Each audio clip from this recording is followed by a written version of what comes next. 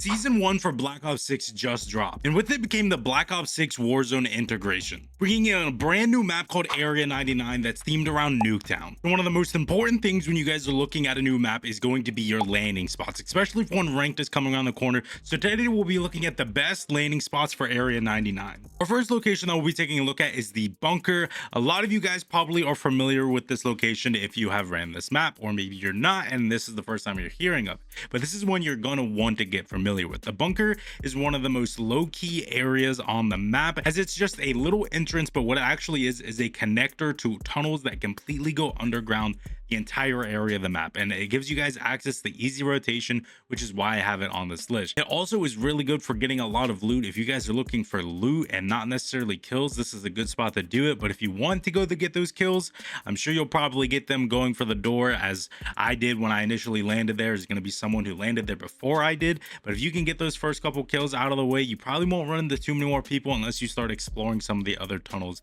and head into the other areas of the map. Our next location is going to be the Nuketown shipping location, and this is one, if you are just beginning, I would look for this area. If you're confident in your gun skills but not too familiar with the map, this is one that I recommend, as it's just going to be some of the original Nuketown buildings. So if you have map awareness with Nuketown but you're not too familiar with the rest of the map, this is the one I think I would recommend to you guys to land at, as it's going to be a couple buildings spaced out. But what this does is it allows a lot more open gunfights, except for when you are inside the houses. When you are inside the houses, it's obviously going to be a lot more close range gunfights.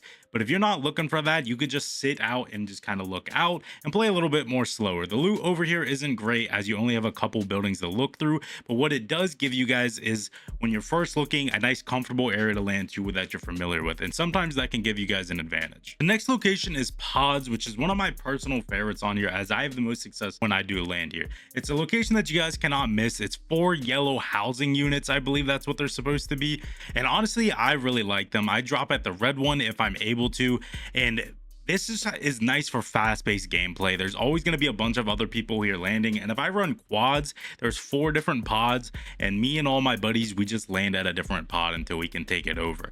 And this area is also high up, so you can ping people from all over the place. Like, you can get picks from across the map and stuff like that, and it allows for easy rotations. And the loot's honestly pretty good. Every room in these pods, every single room, has loot in it. It will have some kind of loot box or loot on the shelf, and it's just really good for getting kills, but a good amount of loot as well. And honestly, if I had to rank them out of any of them, this would be my go-to spot. And if a ranked comes for Area 99, if you guys are in my lobby, you'll be catching me here. At the very north end of the map, you will see Mannequin Assembly, and that is our next location. This is going to be one of the larger buildings on the map, and it's honestly a pretty tricky area, which is why I like it. It's got a bunch of hallways and little tunnels that will allow you to hop around different areas of the rooms, but it's honestly really good for loot as well. And quite a bit of people will land here. It kind of reminds me of like Chemical from Rebirth Island. It kind of has that same vibe going for it, but honestly, I really like it because it is full of contracts, which is really good for getting money. It's good for loot. It almost always has a buy station, and it almost always has a balloon, which you guys know is like the best way to get across the map if you're looking for kills. Honestly, the biggest highlights for this area is going to be loot. There's plenty of loot here. I find plenty of red or gold guns on the ground and a lot of gold boxes as well.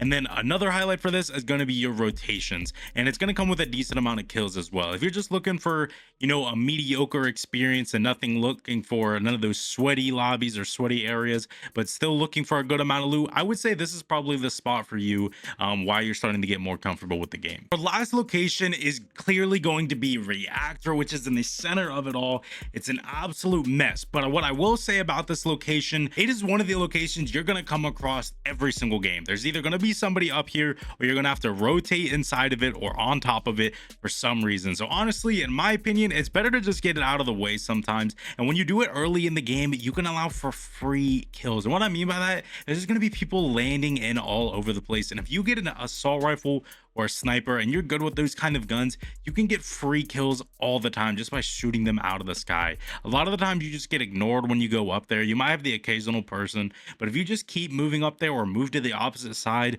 you're going to be getting free kills. And if you start at the bottom like I did in this, there's so much loot. There was loot everywhere. And if for some reason you feel like not going to the top, like you're scared to fight the team up there for some reason, couldn't be me personally, I'm just saying.